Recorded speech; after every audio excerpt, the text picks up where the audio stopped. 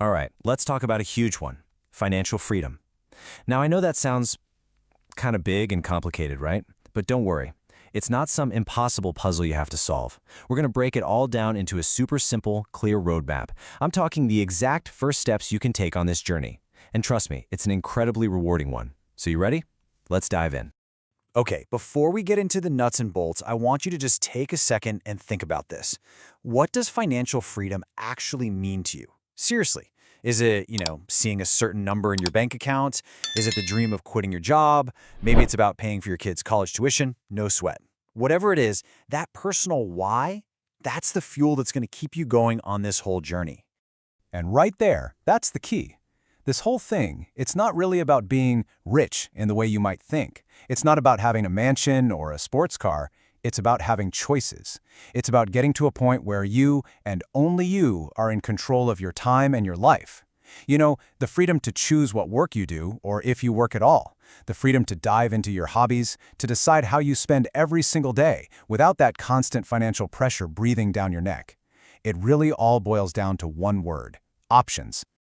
So, here's the game plan for today. We're going to define financial freedom, figure out your starting point, set some goals, build a really strong foundation, and then, most importantly, we'll talk about that very first step you can take, like today.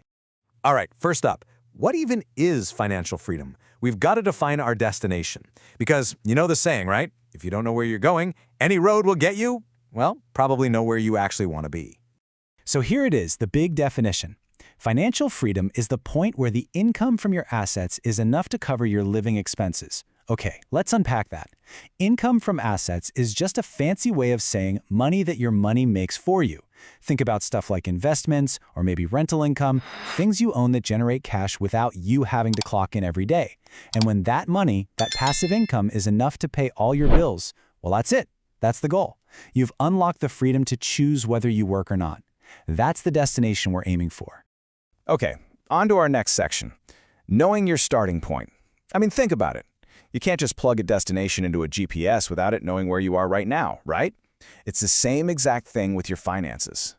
And look, this part is super important. This is not about judging yourself or feeling bad about where you are. Not at all. This is just about gathering facts. It's a totally neutral, honest look at your financial snapshot so you can actually make a real plan. Think of it like finding that little "You Are Here" sticker on the map. That's all we're doing. So, the first thing we got to figure out is your cash flow. Basically, where's your money coming from and where is it going? A super simple budget like this is the perfect way to see it all laid out. You've got your income on top, your main expenses below it, but the magic number, the one we really care about, is right there at the bottom, total leftover. That's what you have to work with every month. And hey, if that number is 0 or even negative right now, that is perfectly okay. Seriously, it doesn't mean you failed, it just gives us a crystal clear starting point.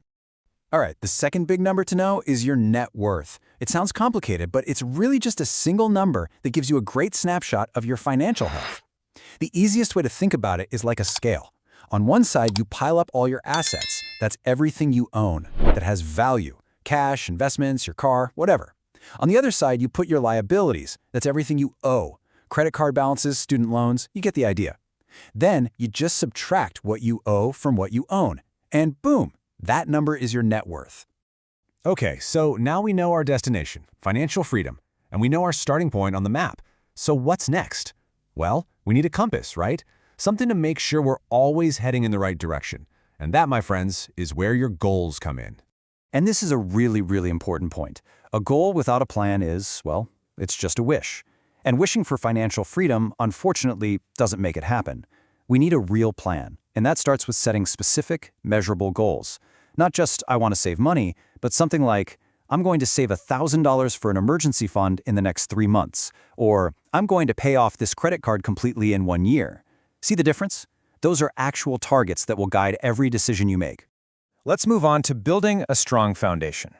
Now, I want you to think about this like you're about to climb a huge mountain. You wouldn't just start walking up, right? No way. You'd set up a solid, secured base camp first. Because if you skip that step, the very first storm that rolls in is going to send you tumbling right back to the bottom.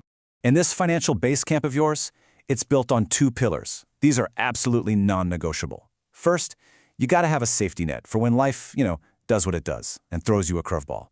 And second, You have to attack the things that are actively dragging you down, like financial anchors.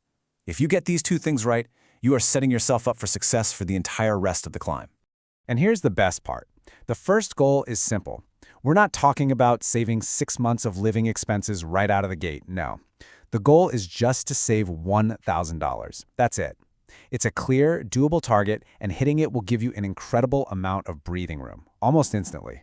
Because, let's be real, life happens, right? The car gets a flat tire, the sink starts leaking, you get a medical bill you weren't expecting. Without this little starter fund, what happens? You probably have to whip out a credit card, which means going into more debt, and it just pushes you backward. This $1,000, it's like a shield. It protects all the progress you're making and lets you keep moving forward no matter what. Okay, next up, we go to war with debt. But here's the thing, not all debt is the same. High-interest debt, we're talking credit cards, payday loans, that stuff is a true financial emergency. The interest rates are just brutal. It's literally like trying to climb that mountain while carrying a backpack loaded with rocks. It's actively working against you.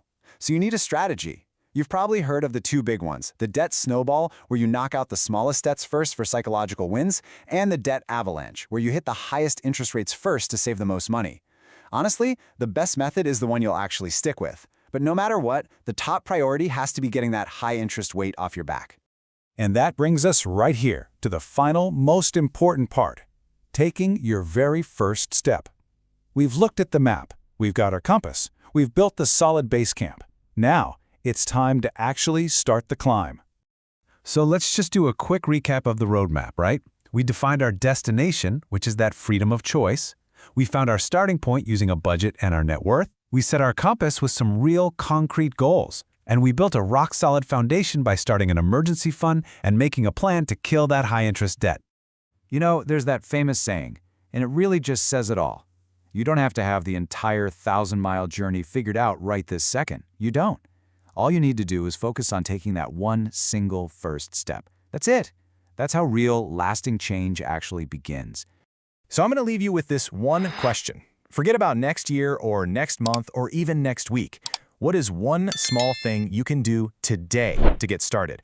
I'm serious. Will you open up a spreadsheet and just start a simple budget?